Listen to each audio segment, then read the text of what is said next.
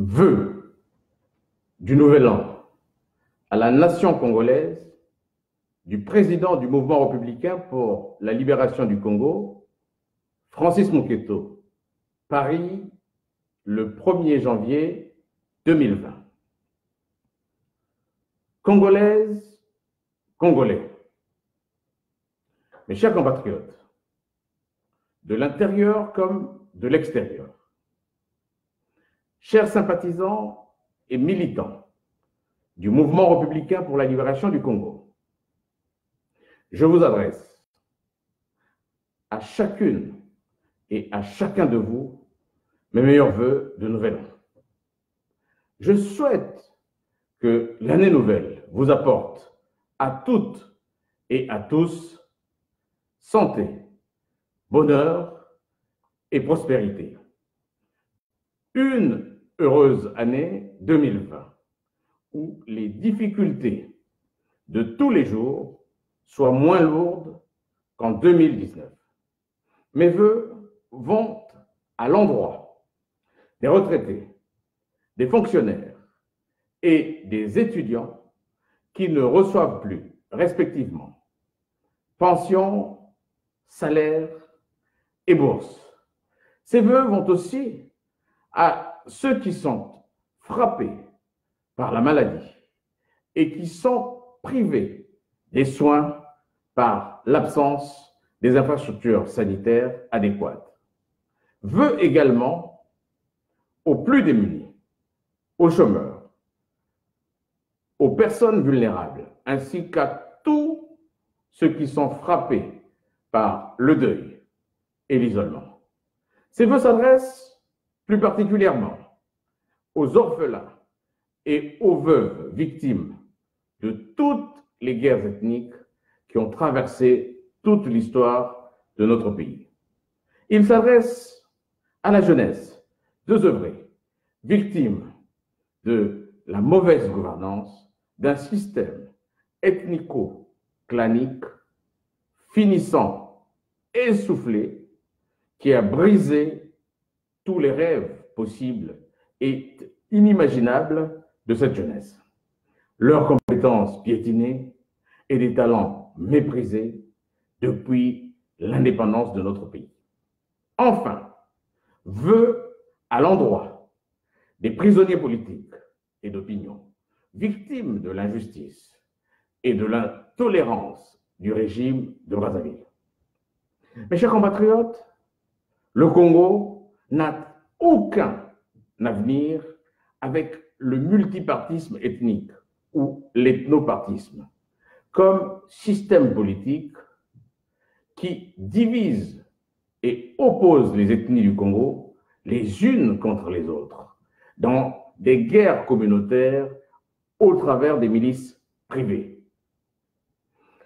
Ce système politique consacre le Congo comme une ethnocratie dans lequel les regroupements ethniques, villageois et familiaux sont devenus des monarchies héréditaires de père en fils, remplaçant ainsi les vrais partis politiques idéologiques en partis ethniques qui s'alternent entre eux au pouvoir, soit au terme des élections interethniques ou soit au terme des guerres ethniques.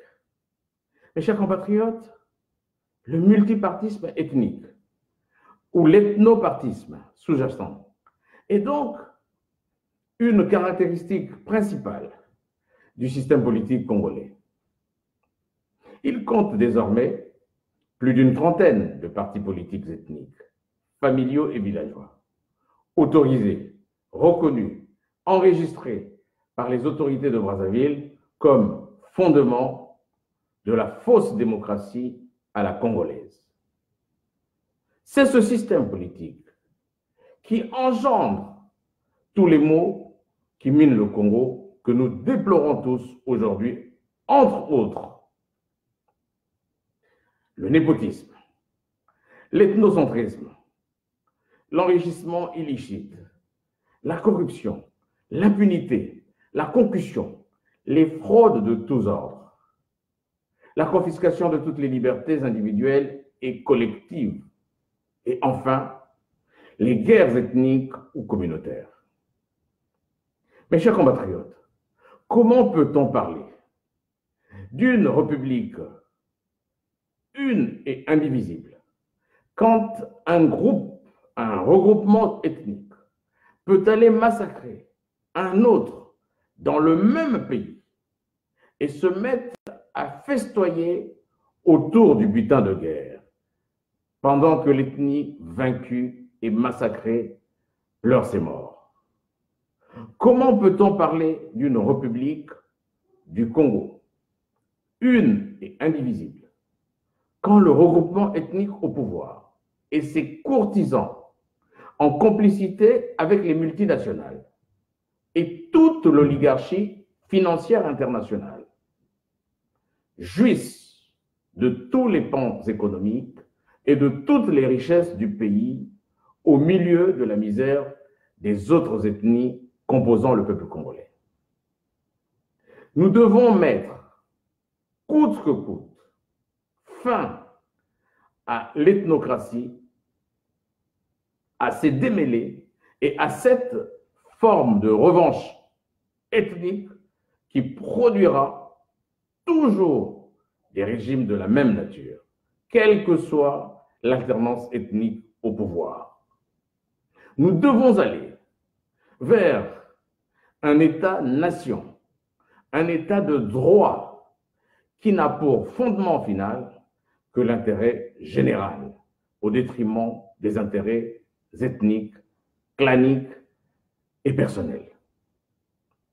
Mes chers compatriotes, la démocratie n'a jamais été universelle, mais elle doit s'adapter à l'histoire ainsi qu'aux us et coutumes de chaque pays.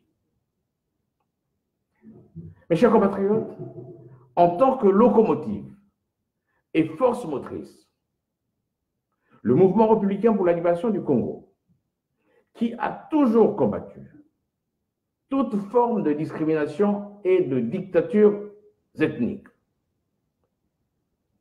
prendra toute sa responsabilité pour proposer au peuple congolais, au cours du premier trimestre 2020, un projet de système politique démocratique alternatif à cette ethnocratie d'un autre âge et d'un autre temps.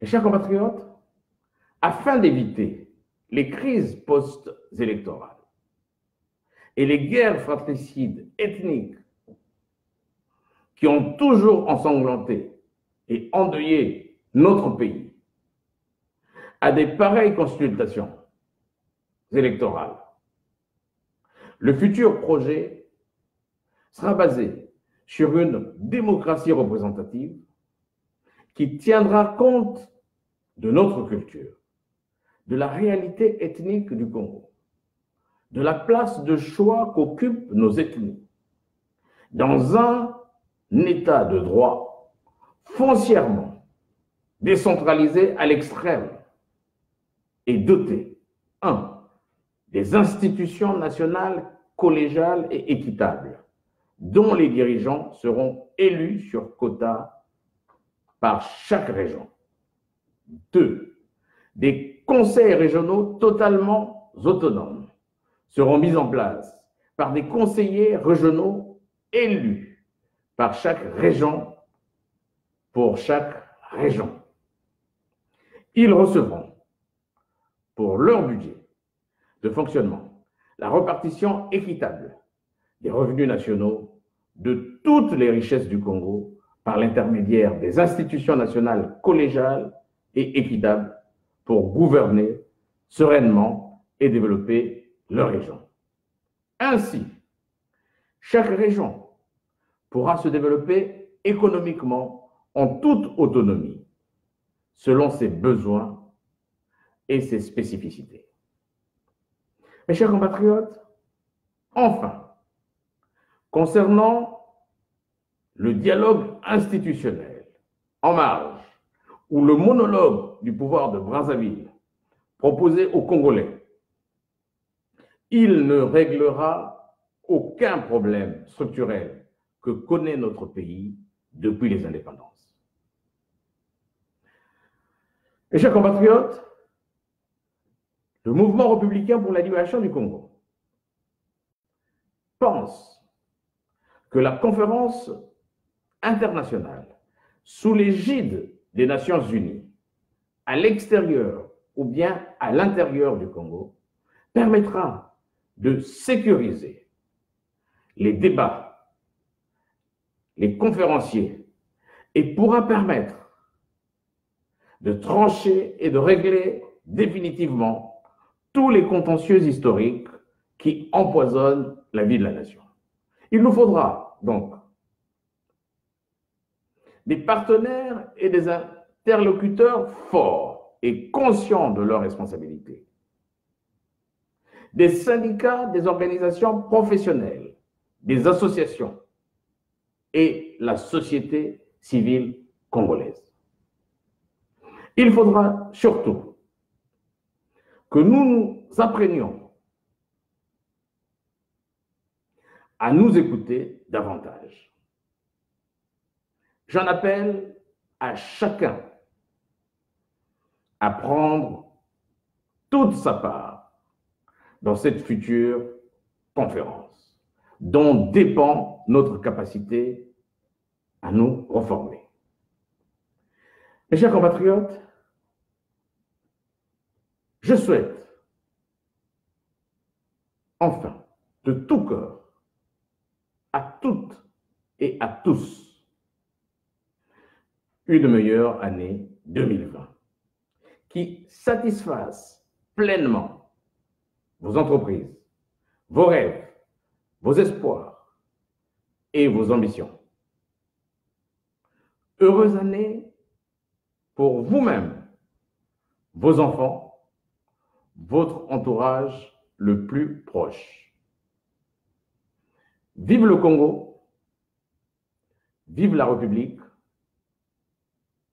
Je vous remercie.